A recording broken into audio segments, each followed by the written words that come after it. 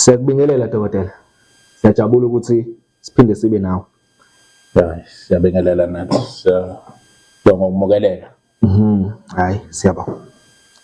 Mkhulu, namhlanje ngizoke ngiye kwi-topic noma isihloko esithanda ukuhlupha abantu. Mkhulu, kunabantu la abathi kumele nje bona bacima ugesi ebusuku bayacindezeleka. Abanye baze balale bekhanyisile impela nje. Kahle kahle yini le engaka esuke ibacindezele ebusuku mebelele? Ya, kakhulukazi into enjalo zihambisana nemimoya emimbi. Imimoya emimbi ke ihlukene kaningi, ukhona izipoki, khona iminci, khona izilwane. Zonke lezi zinto ziyimoya ekhona nale moya yo-satanism. Kubalulekile ukuthi kodwa umuntu mehlushwa leyo nto ku-check-we kubhekwe kuyena ngoba omunye mayisimngene kakhulu noma eselashiwe ihamba lento imhluphe emqondweni wakhe. Uthola ukuthi usebona abantu abangekho kanti ngoba seyahlala kakhulu kuyena ekhanda. So lezo zinto enjalo izinto kufanele basheshe bayisukumele bayitreat. Ukuyitreat kwakho ukuthi kubhekwe besilashwa ngesintu. Zikhona indlela zokuyilapha ithwetshulwe ngoba phela lento ihlukene kaningi. Imvamisa le eqhamuka icindezele ilale nawe yenze konke usuke ushadiswe nayo. So into oshadiswe nayo ke ushadiswe abantu futhi bavusa ethuneni bavusa umuntu Isipoki mkhulu. bavusa isipoki okanye bakuvusela uTikoloshe. Khumbula phela uTikoloshe into ekhona nemkhovi into ekhona. Khona indawo noma singeke sizisho la befuywa khona bafike bathenga njengenkomo nje. Uhambe lento uyisebenzisa ngendlela adi yahlinzwa noma uyoyivusa kube ngeyakho. So leyo uyakwazi ukuthunyelelwa kubantu ifike imcindezelo. Izinto ezikhona ke igcwele ke emhlabeni. So lezo zinto ke idinga umuntu abe nendlela ayaziyo leyo nyanga mayizokwelapha. Yazi ukuthi yini edila nayo. Ingaveli ithi umoya omumbi nje kuphela. Kufanele yazi ukuthi isilwane, umkhovu, uTikoloshe, isipoki, umuncu. Njenevalo khona leyo nto kuyiseyodila nayo isuke kumuntu. Bakhona ke abantu abaphila nalo nto so ukuthi bayisukumele badile nayo ukuthi kayisuke kubona ngoba ayikho into edalwe la emhlabeni engalapheki. Uma ukuthi nje into edalwe isandla somuntu noma kanjani futhi nasegcineni ingalapheka. Kuba kanjalo. Kube ukuthi nje umuntu kumele athole umuntu aqondene naye. Wena mkhulu ke uyilaphe lento. Yabanika abantu esibalaphayo lezi zinto. Mina ngingakathwasi ngisathandaza nje. Bengaziwa nangokuthandazela lezingane ezinezipoliyana evukwa imoya enezilwane. So izinto ebengivele ngiyisusa kwakudala ngingakathwasi. So namanje ke into elula ukudila naleyo nto sisuse. La ekhaya ke sinayo nezinto nama product aqondene nalokho. Ongawo ukuthi singeke sakulapha thina singavele sithi hamba uthenga iproduct endaweni yethu ukwazi ukuthi ulapheke. Kuyenzeka kanjalo. Hayi, siyabonga kakhulu. Siyathemba ukuthi bayezwa nabalandeli. Yeah. Mkhulu, sikhule kuthiwa masuthwalile akubuyeleke emuva. Sizwile umkhulu kodwa ukuthi usebasizile abantu abaningi ngokubathulisa lo mthwalo. Sicela umkhulu anabe kahle kulolu daba. Ya lento iyithwalo ijulile. Ifuna umuntu oyaziyo ukuthi ithintwaphi. Ngoba uma bethwalisa kuyenzeka ukuthi uthwale ngalento ekuthiwa yigubhu. Kanti isigubhu sinomkhovu 1, isigubhu sinoTikoloshe. Into ezihlukene lezo. Isigubhu sinenyoka. Izinto ezihlukene zonke lezo. So fanele ke thina mase sikubheka sewusenkingeni ngoba phela lento iyavuka. Seyifuna idimanda zonke izinto ilala nabantu ekhaya ibacindezela ilala nanawe nomnikazi wayo ayikhethi ukuthi uyindoda noma ubani.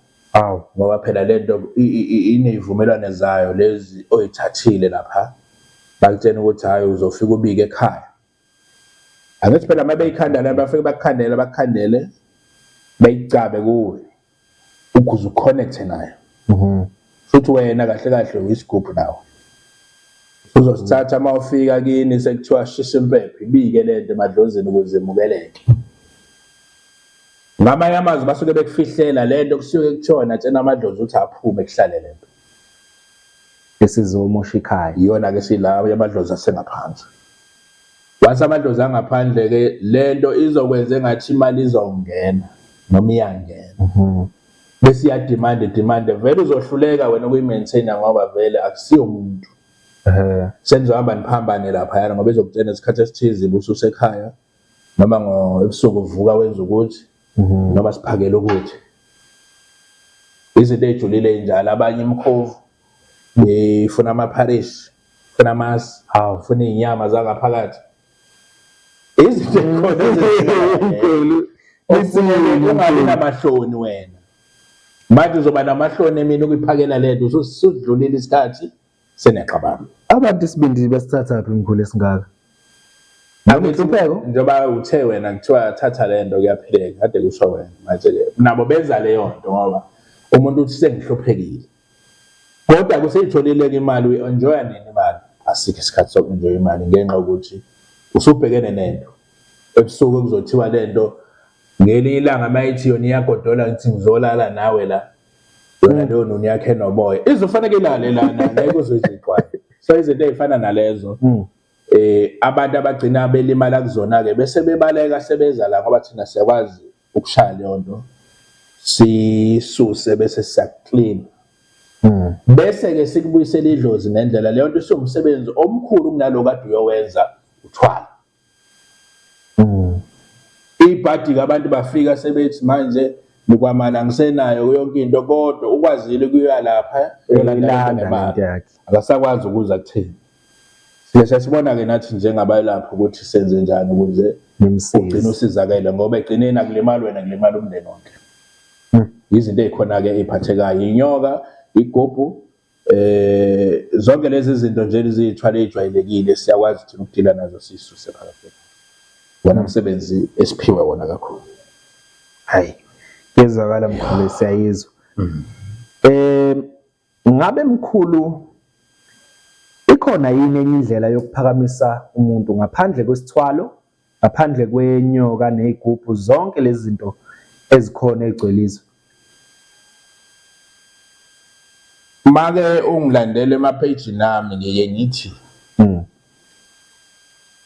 thina ukusebenza kwethu kusebenza ngesidalwa. Akekho umuntu ozalwa enganaso isidalwa eze ngasemhlabeni.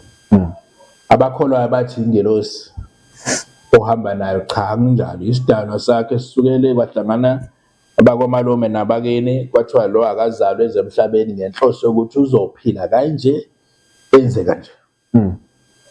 So ngenxa-ke yabathakathi nezinto ey'thize gcine kuphambana lokho-ke. So thina-ke sike sifuna isidalwa sakho senhlanhla size sisithole ukuthi ubani, ugogo ubani, umkhulu ubani.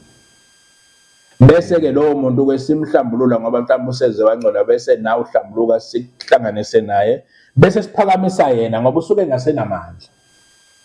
Uphakama ngey'mpande ey'thize ey'julile not izilwane. Manje lento ayifani nesithwalo. Isithwalo kufanele uphakame ngey'lwane but-ke lokhu kuphakama ngedlozi eliqondene nawe ngqo. So thina siyakwazi ukuthi sikwenze lokho bese uphakama uma umuntu wamabhizinisi ukhushule kanjalo ngoba phela kufanele inhlanhla yakho siyibuke mhlawumbe uzalwe wembethe. Umuntu ozalwe wembethe vele akufanele abe sesigabeni esiphansi. Noma ngabe uyasebenza akufanele ube lapha phansi ground floor fanele wena uhlale ulapha phezulu.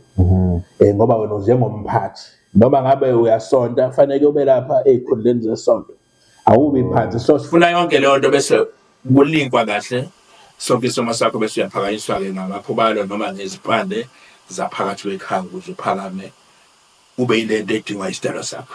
Leso sidalwa-ke asikhathali sisebenza ubusuku nemini futhi asihlatsheka ngoba kunamgomo. Hayi, kuyezakala mkhulu ngoba hayi ziningi izinto zenzeka hayi abantu ngempela hayi and mkhulu bonke abantu sebefisa manje ukuthi bebe phezulu bonke angazi noma mhlambe abantu-ke manje-ke wonke umuntu usethi usefisa ukuyisebenza ngabe kubaluleke ngani ukuthi wonke umuntu angabe secabanga ngale ndlela ngoba ngazi ukuthi iyona mqondo lo owenza ukuthi abantu behambe beyothatha lezi zinto ngoba phela usuke sethi naye useyifosa ngenkani lento kanti ayikho kuyena egazini. No, izinto ejwayelekile lento isuka ngento encane umona ungafuni ukudlula abantu ozalwa nabo ufuna nawe ngathi ungaphumelela uzohlangana nabantu abarong bathi hayi ukuze nawe uphakame ungadlali ubani hamba endaweni ethisa Kanti soyibulala sewenza iphutha-ke ngoba egcineni into ezokwenzeka uzoya lapha ngoba ngeke ngibahlukanise labanye ngithi omunye uzoya kanti uyinkosana kubo mewayinkosana wahamba wathwala fanele azi ukuthi ayikho into yakhe yokuphumelela idlozi asoze lavuma wena mhlawumbe uphika nomfowenu omncane egcineni uzoze ufise ngokuthi umthengele iy'nkabi ngoba yena phela wena wembethwe yidlozi njengoba uyinkosana so izinto abantu abangazazi so kunezinto ey'njalo ey'julile kufanele wena uyifundise ungabi namona asikwazi ukudalelwa sibe semkhakheni owodwa so wayibeka mkhulu hayi ake ngithi-ke mkhulu sivalelise kubalandeli besacela umkhulu ashiye imininingwane yakhe la itholakala. Imininingwane yami noma iy'namba zami u-079 484 7116 079 484 7116 Dr. Malala phezulu usemzini yathi ngaphesheya kwegrawundi lakoNkosi la ngisebenzela khona. Ngike ngamenshina-ke nokuthi isinazwana ey'washo ey'thize eziba khona lezi ziwasho ezikhona zinendawo ekhona esemakethe. Le ndawo isemakethe edrobheni abantu abaningi bayazi ngasesikala opposite nesikala irenki le yamabhasi ngase next to irenki yase-Phoenix kunojuda jwayelani lapha thina singaphezulu ku-first floor shop number 9F. Lezi yiwasho bangayithola ezinye lezi ade sikhuluma ngazo zala bantu abacindezelekayo bothi uma befika lapho bachazeleke noma bathinte mina ngibatshele ukuthi abayisebenzise kanjani ukuze baphile kuleyo. Siyabonga kakhulu mkhulu. Okunye mkhulu ey'nkundleni zokuxhumana ngabe ukhona uyatholakala khona?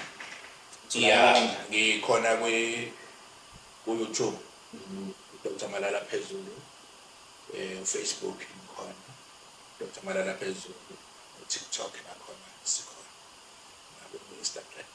So abantu befuna ukulandela bangalandela lapho bathole okuningi kunalokho sikuqoqa. Siyabonga kakhulu.